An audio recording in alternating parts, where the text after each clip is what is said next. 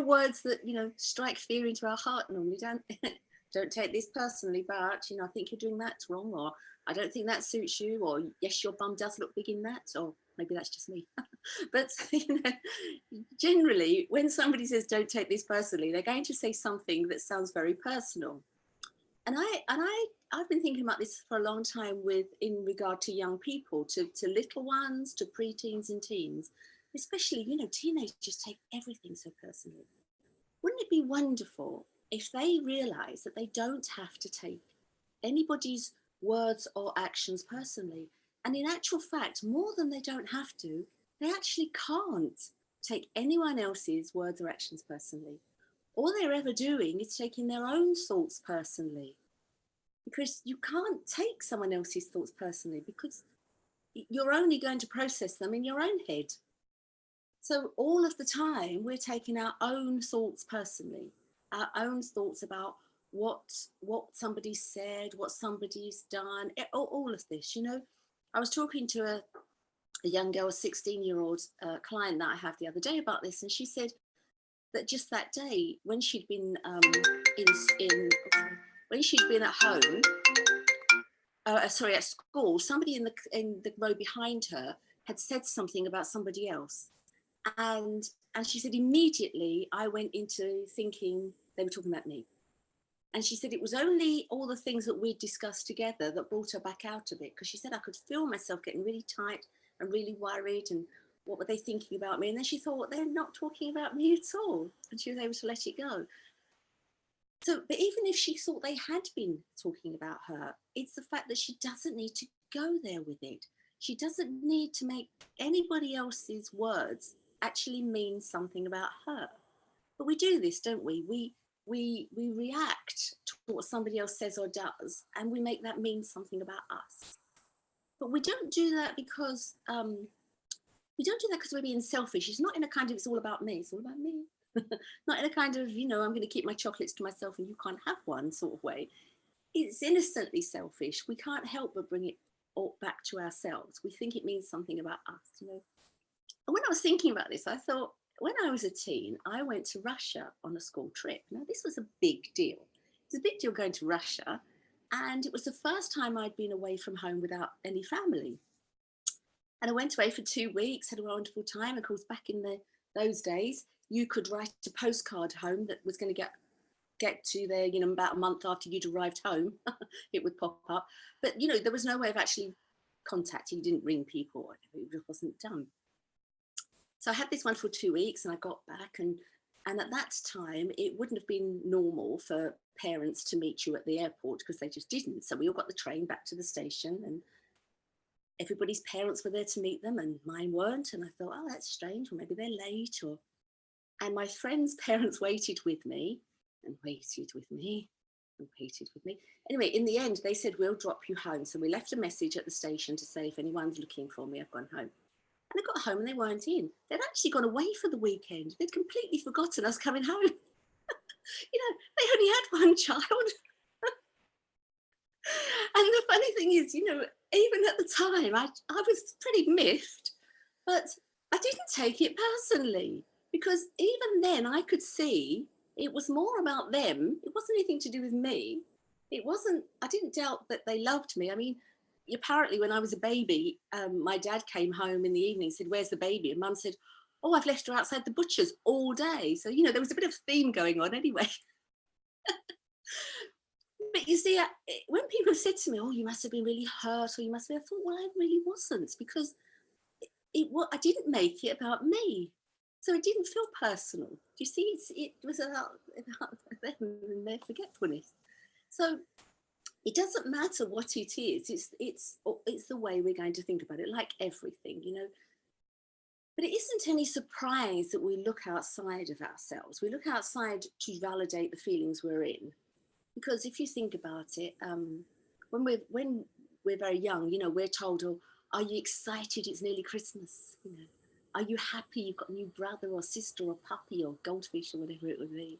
You know, oh, don't be sad if we can't go out today. So we learn at an early age to imagine that our experiences are coming from outside of us. So it makes sense that we take people's comments and actions to mean something. Our feeling, we think, is about what they've said or done because we're used to looking on the outside. But I think it's just so helpful for children to see, children, preteens and teenagers, that they don't have to take everything so extremely personal. You know, imagine if a young child didn't take their teacher's moods personally. Because, you know, so many children go to school, you know, and their teacher comes in and their teacher's a bit snappy or a little bit sharp or looks miserable. And a lot of children take that, they internalize that, they think, what have I done? My teacher doesn't like me. And then they believe that, they take it personally, they go over and over it, they believe that, and then it becomes the truth for them. Instead of just thinking, oh, you know, my teacher, who knows, she might have had an argument with her husband or missed her breakfast. We have no idea what someone else is thinking. But if we could help children to see that, it would just make their transition through life so much easier. Yeah, you know, even their friends' moods. You know, I have so many little ones that come to me, like 8 or 10, and they're talking about how someone else has stolen their friend, their best friend, off of them. You know, and they take it so extremely personally. And if we could just explain that everybody does things, and some we have preferences. One day we like apples and one day we like oranges, and it's nothing to do with the apple or the orange. We could just help them to say navigate life a little bit easier. Does it make sense? Yeah.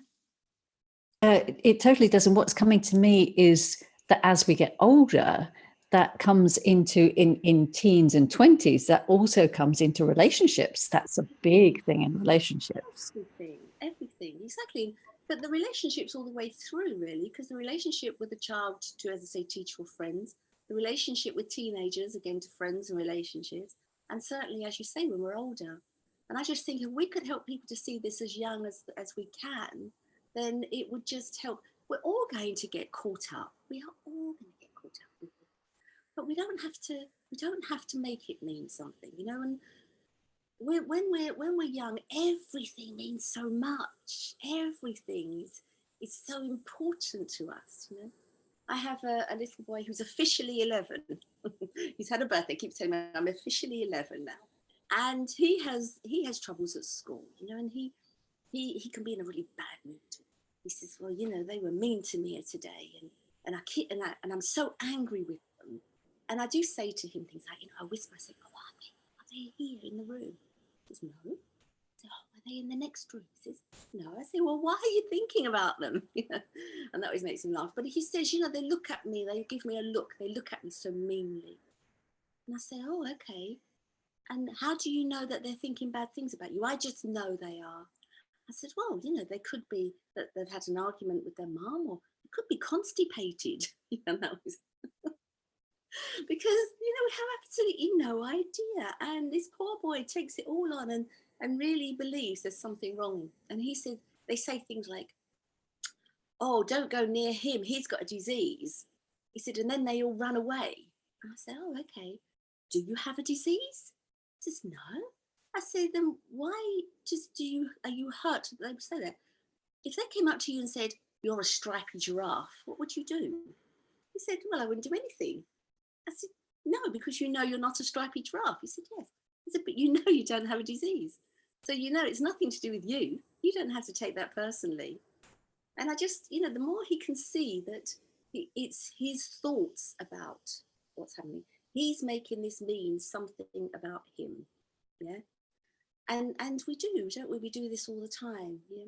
I can remember Kathy Casey saying, when I did my trainer training back with Kathy and Mark Howard years ago, and when she was working in prisons, and these were gangland prisons, and she said that when she first went into the prisons, there were as many infractions in the prisons as there were on the streets, or not as many, maybe, but because it was gangland and it was all gangs, and it would be like, why are you looking at me like this? You're disrespecting me.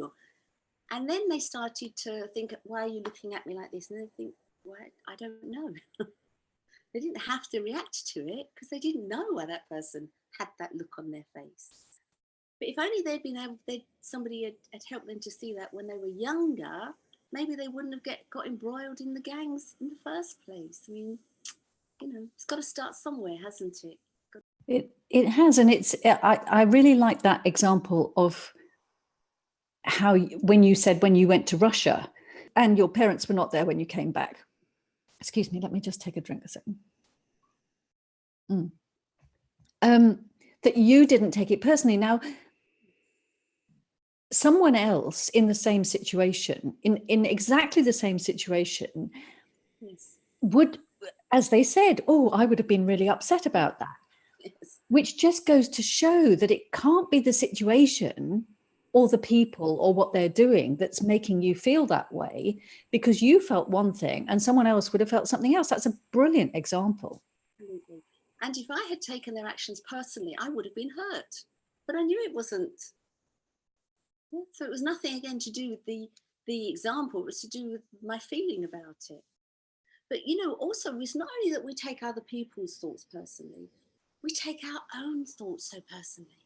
We act like our own thoughts are really true and valid and telling us something about ourselves. We, especially teenagers, obsess over what they've done or what they've said or what they've done or what they've said. Do you remember in the iconic film Dirty Dancing, Patrick Swayze asks Baby, what she's doing at this party, and she says, I carried the watermelon. And he's like, I carried a watermelon, and my friends and I used to say years ago, oh, I've had a carried a watermelon moment, because we'd said something really incredibly stupid, But I can remember again when I was about 16, I had a Saturday job, and a guy came in with a withered arm.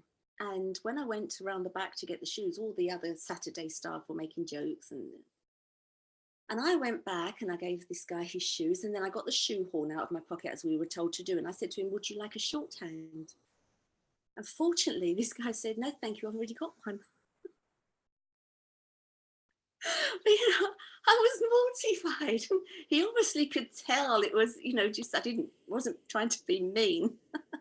But I obsessed over that for ages. I was like, how could I have said that? Why did I say that? I went over and over and over it. I'm sure he didn't think about it again. Maybe he told somebody he knew because he might have thought it was quite funny. I don't know. But I went over and over and over it, and I can remember hearing about Alison Moyet, who was a big singing star in the 80s. And she really liked another big singing star of the time, Elvis Costello. And she went to see him play a 2-hour set that apparently was amazing. And then they were both invited to the same after show party. And she went up to him and he said, what did you think of it? And she said, instead of saying all these wonderful things that she had, that she thought about it, she said, well, you dragged it on a bit, didn't you? And then she went home and she didn't leave her house for years. She became completely agoraphobic because of it. And she said that she thought, if I can't trust what comes out of my mouth, I can't be trusted in public. Because that's what she does. So she just completely obsessed over this and went over and over and over it. Now that's an extreme example, but don't we all do that? Don't we all think about what we've said? Although, why did I say that? It was really silly. Or maybe we go out one evening and we wake up in the morning and then we think, what did I say? What did I do? What did I, what do people think of me? What did I say? Why did I? And we go over and over and over. Or we take our thoughts so incredibly personal. We think that our thoughts are telling us something about ourselves, something about who we are. And they're not. Of course they're not. If we can't choose our next thought, why do we think we've got to take it so seriously? I guess we're just so worried about what other people are going to think about us. Yes, we are, totally. Yeah. But I often say to my clients, if you know what other people are thinking about you, there's a job out there for you. You can make a fortune. Because nobody knows what anyone else is thinking. So we're not taking their thoughts personally. And the only reason that we do worry about what other people think of us is if we're not confident enough in ourselves that we can't be, that nobody can damage us anyway. It doesn't really matter. Exactly. Well, yes, that's a bit like, the whole subject of bullying, which is a huge subject, but no one bullies from a secure, happy place. Because, nobody says anything mean or nasty when they're feeling secure. So it's always a sign of insecurity or unhappiness in the bully. But of course, if you're 11 or you're 16, you don't see that. You don't see that that's what's happening. You just really believe that it's some kind of deficit in you. And of course now with social media, I mean, back in the day when I was young, you had, you had arguments at school, or you didn't like, and you went home, you shut the door, and that was it until the next day. Of course, it wasn't it in your head necessarily, but now with social media, it's constant. It's 24/7. You can be contacted all the time. People want to go and look. They're compelled to look to see what somebody's saying. So it doesn't feel as if there's a safe space anymore.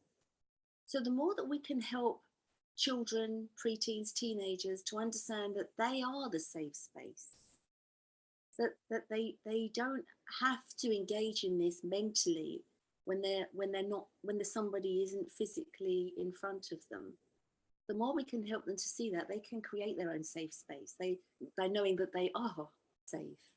But because there is such a deluge now from everywhere of social media, that it helps then to show them that they don't have to take everything personally and think about it.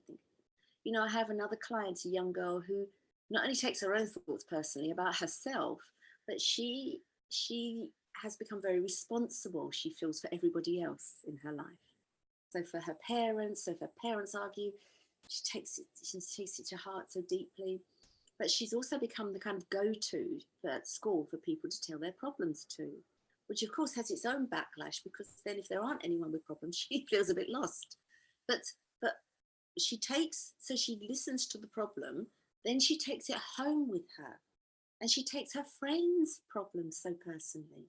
So she's becoming really worn out and really, really quite sad most of the time, because she's constantly thinking about her friends' problems.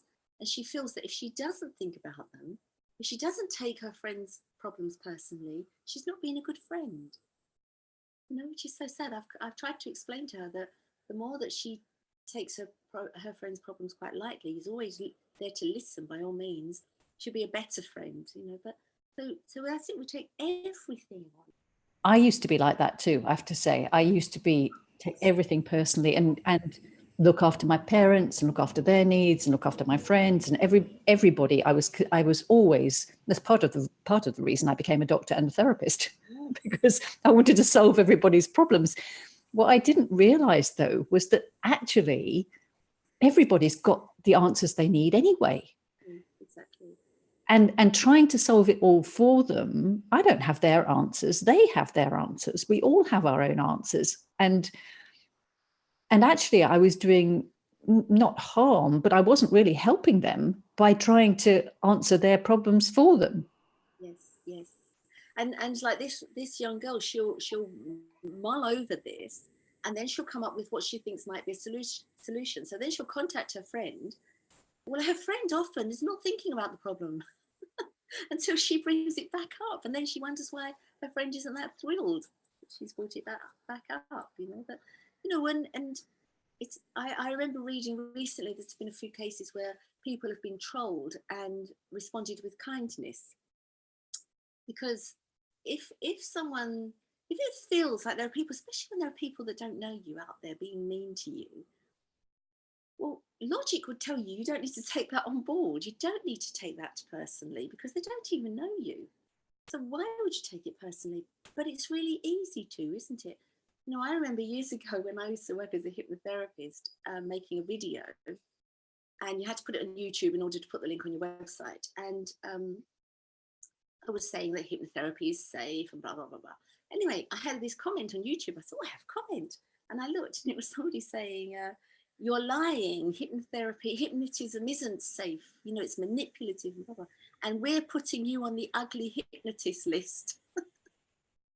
And I thought, what is a list?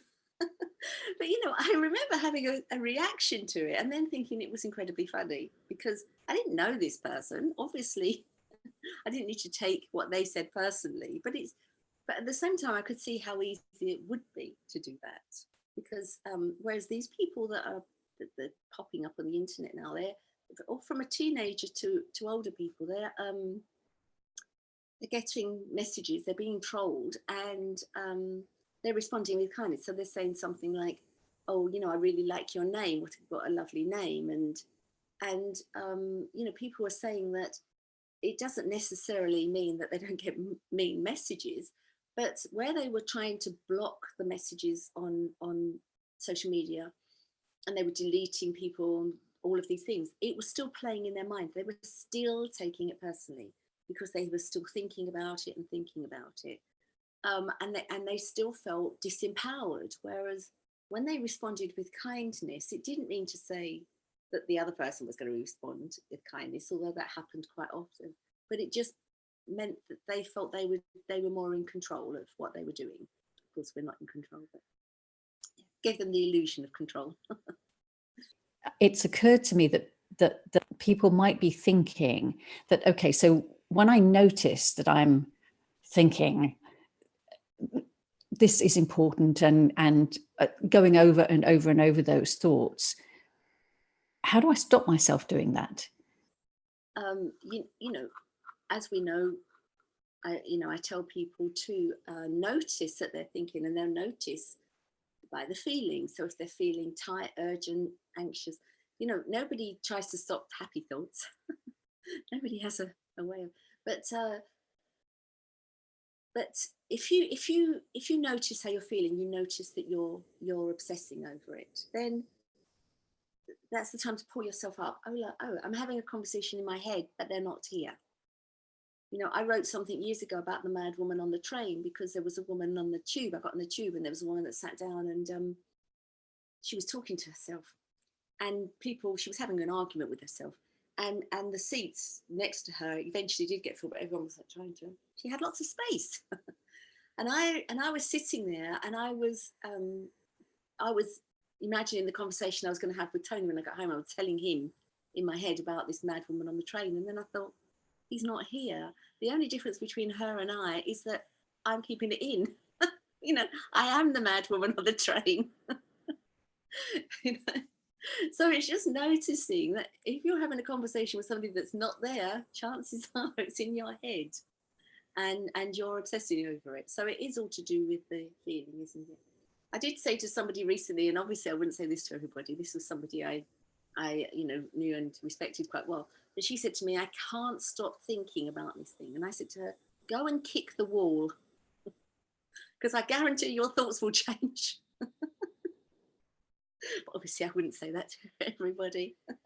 But this is the funny thing, and I often do say to clients that if somebody is taking their own thoughts really personally, going over and worrying and obsessing about something, and then maybe a friend rings, a friend calls, or somebody comes to the door, and they say, where do your thoughts go then? And of course it changes. Their thoughts are on whatever's happening, but somehow we believe that we have to then go back to the thoughts we had. It's as if, like, oh, what was I worrying about? Oh yes. And then we go back to it, like, because we should, of course we should. Yeah, so what I'm noticing is that you're saying you don't actually have to do anything about it at all. You don't, when you said go kick the wall, that's like just do something else. Don't just take them seriously. It's not like I have to change these thoughts, which is what your friend was saying, that I can't get rid of these thoughts. And of course you can't. If you're thinking about getting rid of them, you're just going to be thinking about them some more. Yes.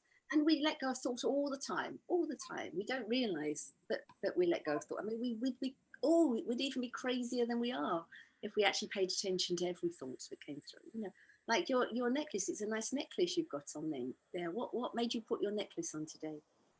It was just automatic. Just some thought came to me. I just did it. Yeah. So you had a thought to put that necklace on, and you did. And how many times have you thought about your necklace until I mentioned it? About once. That's about it. Did you struggle to get rid of the thought? Did you Nope. battle to get rid of the thought? No. Because that's what thought happens. It just goes. We don't need to struggle. Otherwise, we'd be struggling with every thought we had. It's only that we imagine that this thought is important because we're taking it personally. We're acting like the thought means something. Like it's important and it's telling us something, and it isn't at all. But the way that we can help children and teens and preteens and all this, to not take thoughts so personally, is to show them ourselves. Because you see, children don't. We all know the story. Everyone talks about. I remember Paul McKenna talking about it years ago, and back in my NLP days. You know, where if a child falls over, they don't.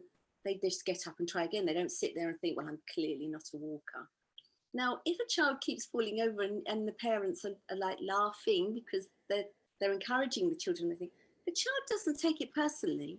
They don't think they're laughing at me. That must mean I'm really walking badly, or I can't. You know, children don't take things personally when they're very young until they learn that they kind of should. So it isn't built into us. It isn't a default setting. It isn't innate in us to take our thoughts personally until we're shown that we should. Now, of course, innocently we do this. You know, if a parent, if a 6-year-old says to their mum, I hate you, the mum would probably think, oh, he or she's very tired, or, you know, wishes they could have a biscuit. They probably don't take it to heart and go to bed thinking their child really means that. They probably recognize there's something else going on in the child's head. But that same 16-year-old shouts at their mother, I hate you. And the mother takes that incredibly personally. And then we're exhibiting to our teenagers or to our young ones that we're taking that thought personally, that I think you're saying this and it means something about me. And it doesn't. It's no more. When the 16-year-old says it, it's still coming from whatever there is in their head in the same way it is a 6-year-old. Yes, what's just come to me is that I imagine that the mother takes that more seriously because she has a stronger feeling. When the teenager does it, she has a really strong feeling. Oh, that's terrible. And then makes a meaning out of the feeling. Totally. They make it mean something about their ability as a mother. So, you know, they go through, you could go through 1,000 thoughts, and who knows, it could be, it's not fair you're talking to me like this. You shouldn't be talking like this because you should respect me, which is no different from the gangland in, you know, the people in prison. You think, you know, I'm a bad mother, I'm doing it all wrong, and I'm a failure. It's 1,000 different things. And it doesn't matter because all of them are constructed and all of them are just thoughts that we don't need to take personally. Now, you can have a reaction, of course, and your reaction could be that you don't think your 16-year-old should be rude, or you don't, but the same thing but you need to recognize it's your reaction. It's you taking those thoughts personally and making them mean something. The words are just the words. And it may be that they're not recognizing where the feeling is coming from. Hopefully, at that moment, we're not. And you see, again, expectation. We have an expectation of how we think people should behave.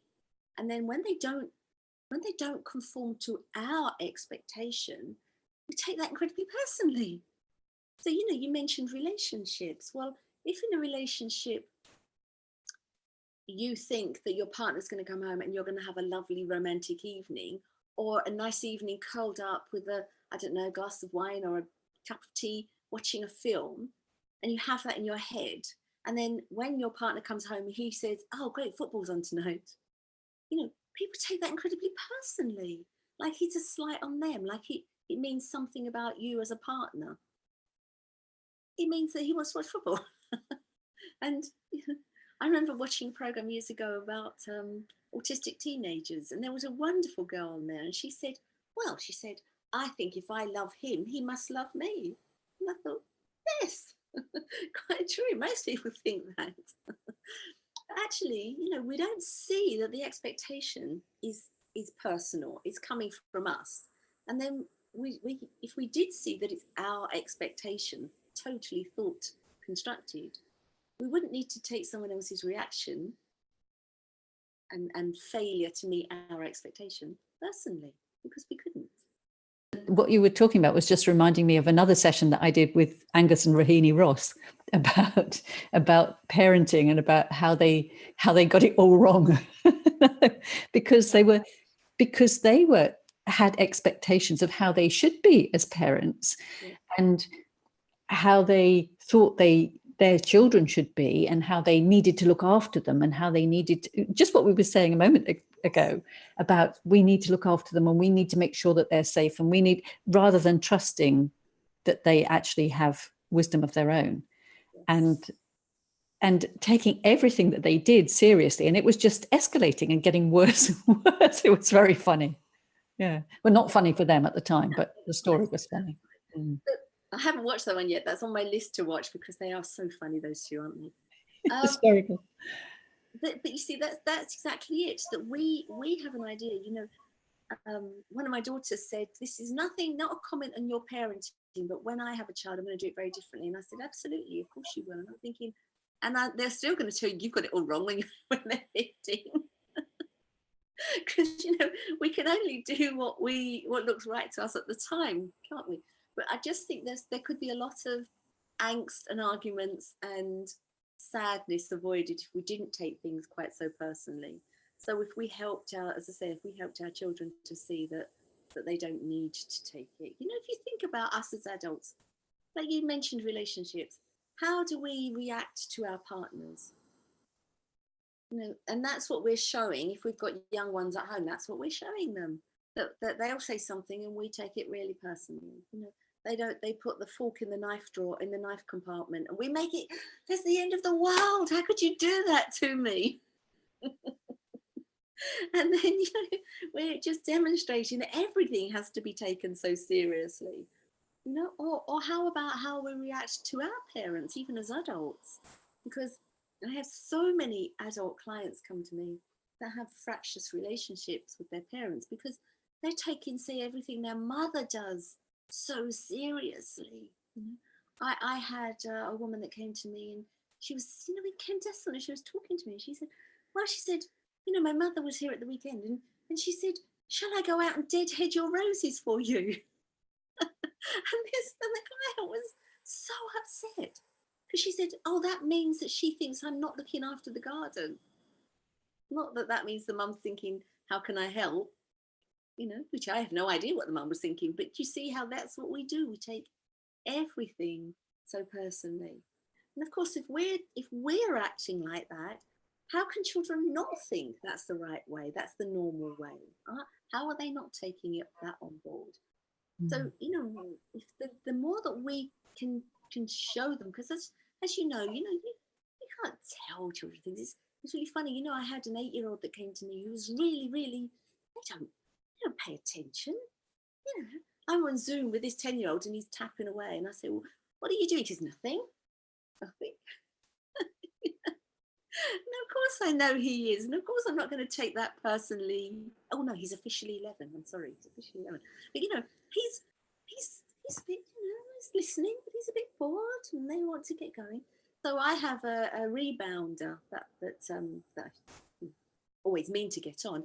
But sometimes if I've got a young child, I'll bring that into the living room, and they can bounce as I'm talking to them, because they're more likely to take something in while they're doing something like that.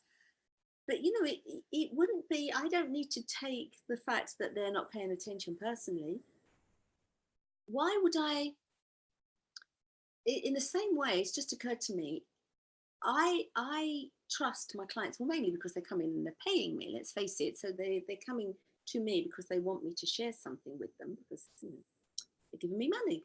But it's like permission to share. But it's not on me whether they're taking it in or not. I'll do my very best to articulate it in a way that lands with them. But the landing part is nothing to do with me. I don't take that personally. So if I say something to a client and I'm not sure they've really understood what I was trying to say, why, and I don't take that personally, why then when I talk to my partner and I say something and he doesn't understand what I'm saying, might I take that really personally? Yes, and that means that we don't, as children, we don't have to, or teenagers even, we don't have to spend our whole life trying to please everyone else. If we're not taking what they think or say personally, we're not trying all the time to please everyone. That actually is quite a relief.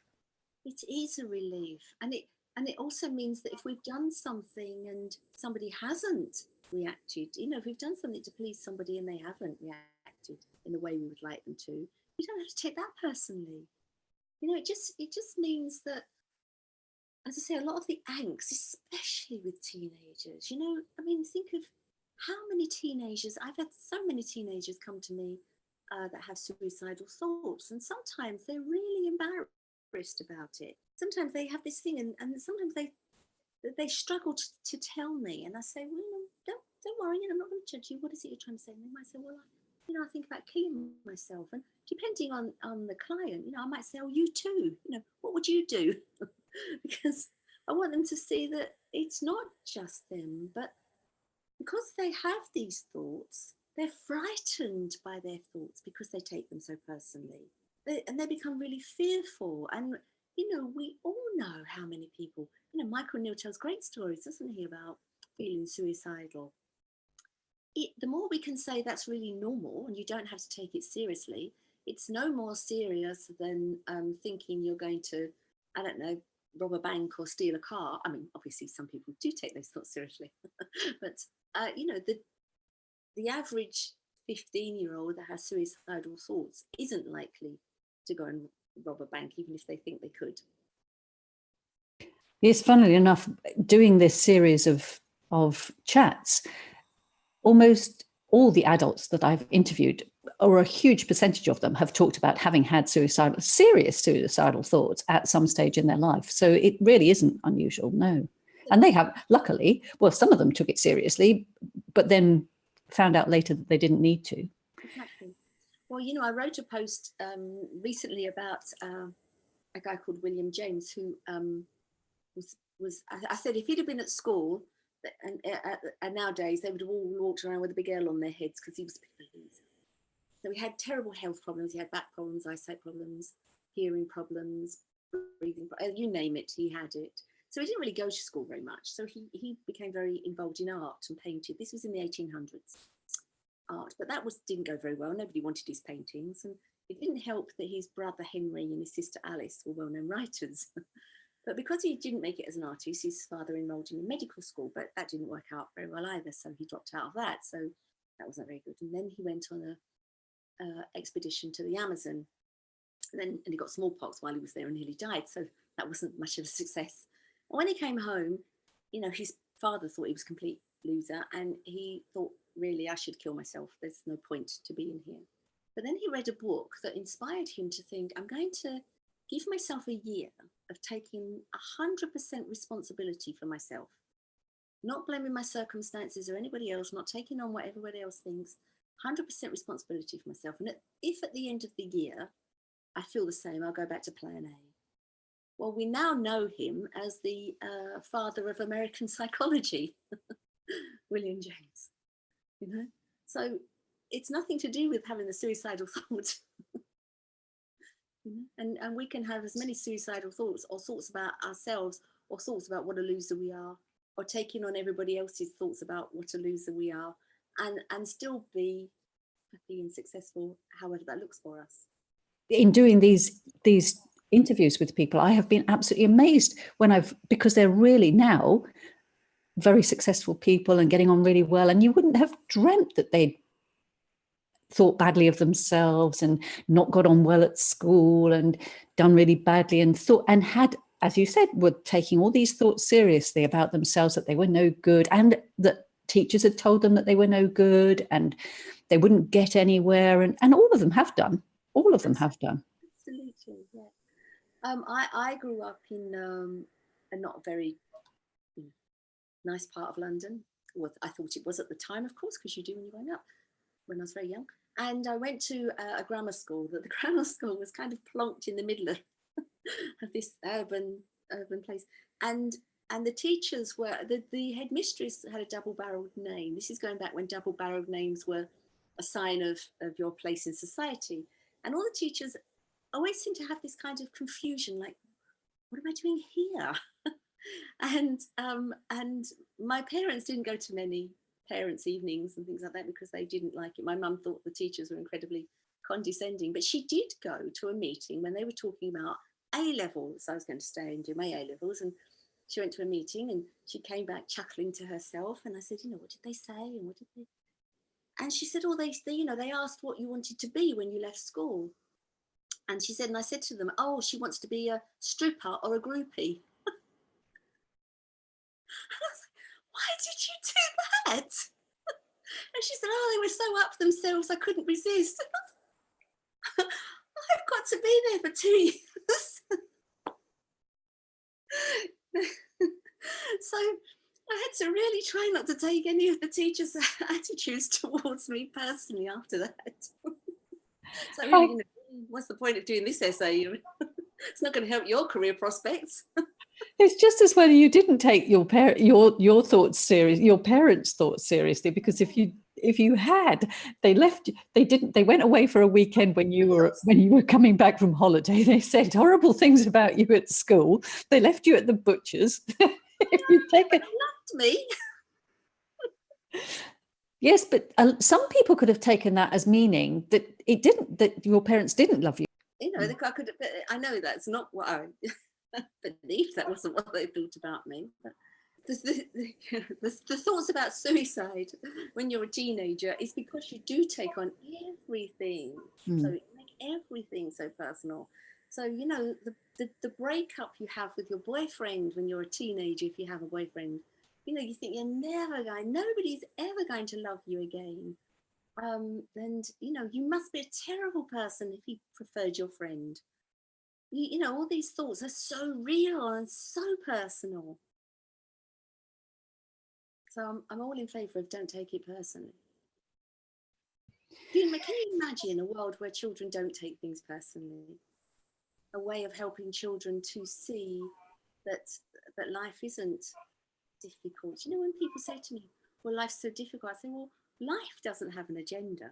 Life is just breathing and walking and eating, isn't it? Not life that's difficult.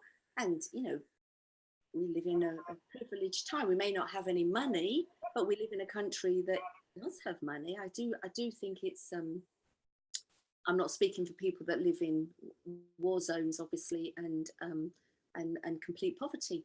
But you still find very happy people in those places too, don't you?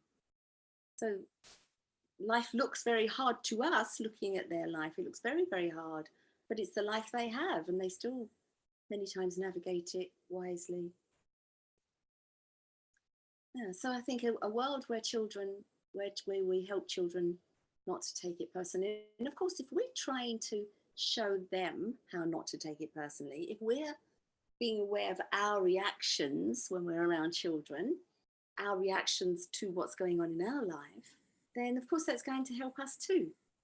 Because we're, trying to do it for them, but of course it's going to help us. It's like if we decide not to feed our children junk, so we begin to eat healthily, well, it's not just the children that benefit, is it? So it's a win-win all around, I'd say. Yes. Wouldn't it be fantastic if nobody took anything seriously? Didn't take anything personally, not seriously, because sometimes you take things sort of seriously. Yeah. But just how much freedom would there be in not taking things personally? Because the insecurity would then dissipate, wouldn't it? Mm.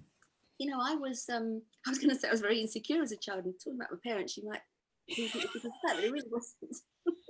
But I really I would have said I was very shy and because that's how I felt at the time, and I believed I was shy. I overcompensated. You can tell I talk a lot, but I've always I realised that there was more fuss made if you were shy than if you just pretended you weren't.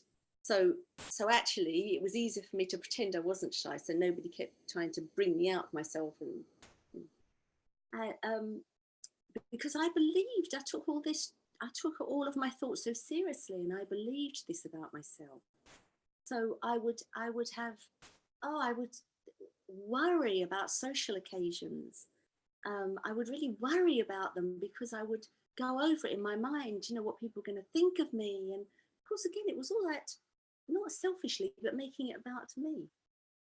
Why nobody was going to even notice me. I was thinking about, and of course, you never think they're going to say nice things about you, do you?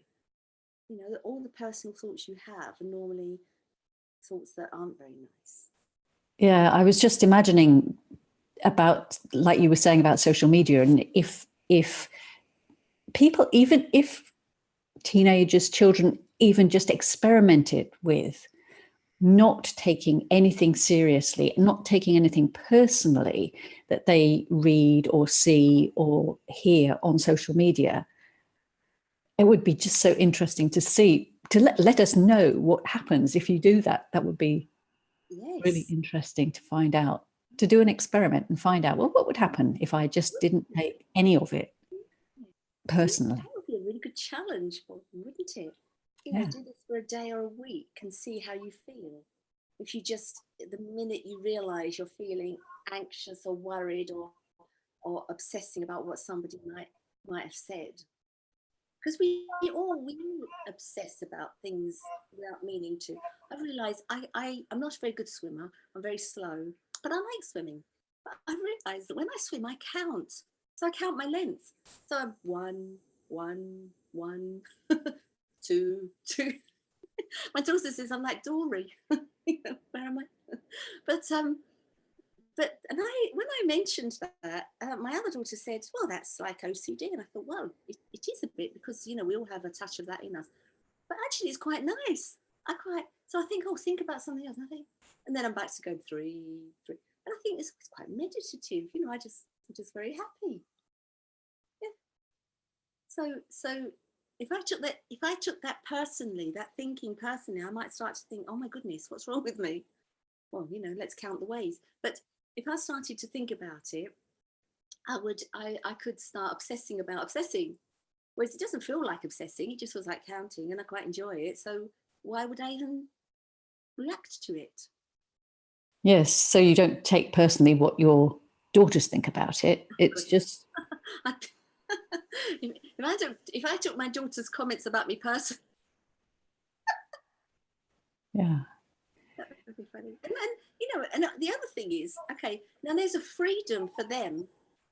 We've talked about this before, that there's a freedom in knowing that you can say something, you can tease someone, you can mess about, you can say something that the other person isn't going to take personally. Because you don't then have to be responsible. You can't anyway, but you don't have to feel that you're being responsible for someone else's feelings. And not only that, what I've noticed is there was someone that used to wind me up. I used to think it was them winding me up, right? They used to press all my buttons. They used to do things that I thought they were doing because they knew that it would wind me up, which maybe they were.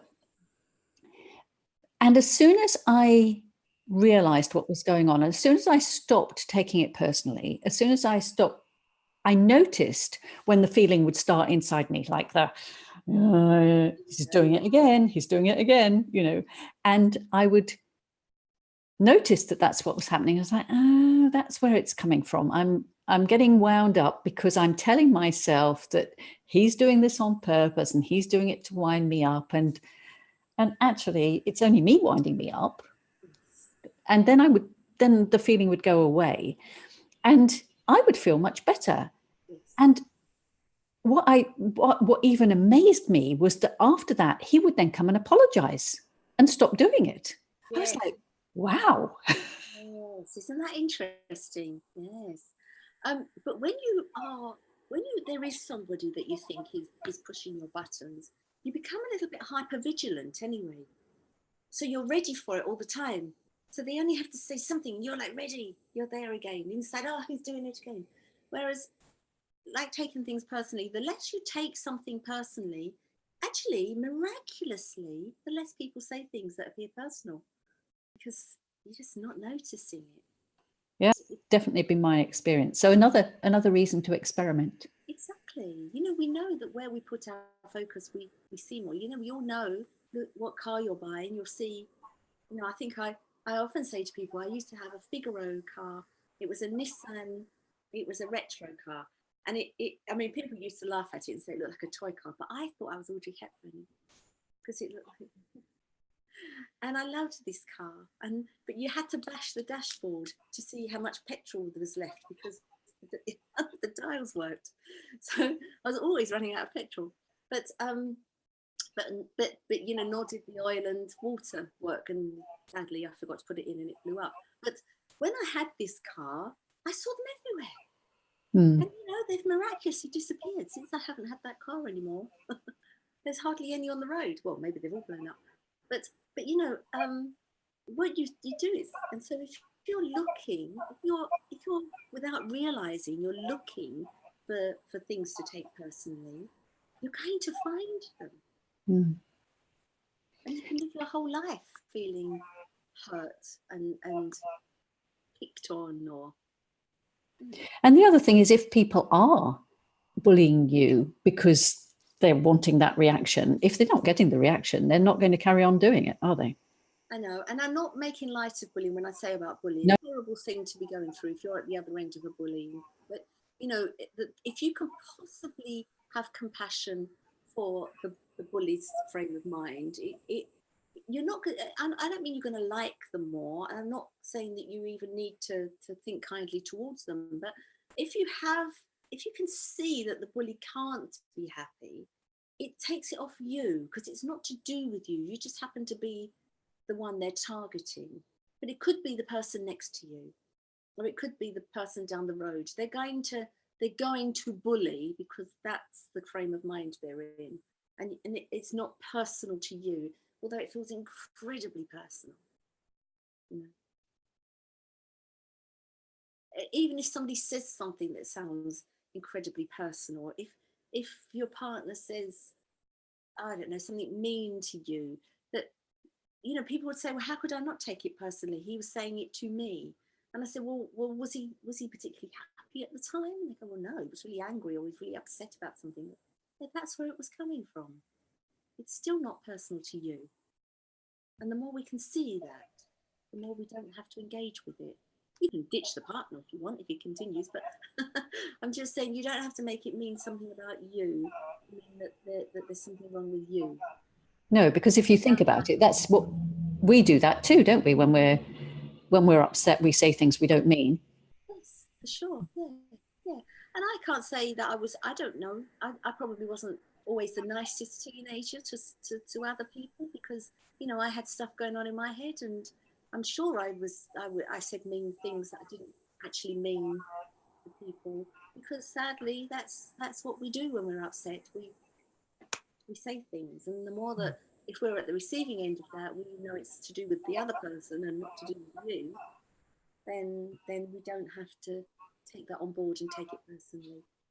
So if anyone watching this back has any questions or any comments, then please leave those below the video and we will definitely get back to you. Thank you so much, Elaine. That's been brilliant. Thank you for this opportunity. It's been wonderful to talk to you, and thank you for this whole series you're putting. Thank you. Thank you. Bye-bye. Bye.